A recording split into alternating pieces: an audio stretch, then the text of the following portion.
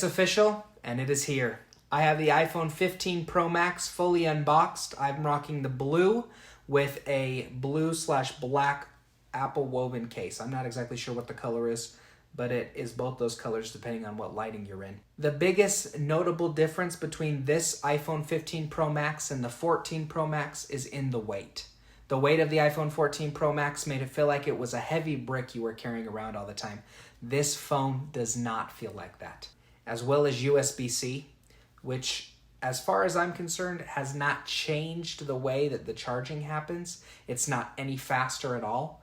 And in fact, it's a little bit sad that our lightning cables are no longer going to be needed.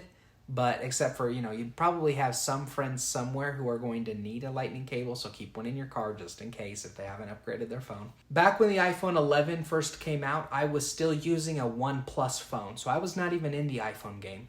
And I am extremely sad because when the iPhone 12 came out, I was not happy to see that the edges were squared off. I'm going to be honest with you. I wanted the curved edges of the iPhone 11, and I missed out by not having the opportunity to use that phone. From the iPhone 12, iPhone 13, iPhone 14, every one of them have had that squared shape, and it has not felt super ergonomic in your hands. It has been interesting to get my hands on this phone and to feel how ergonomic it is.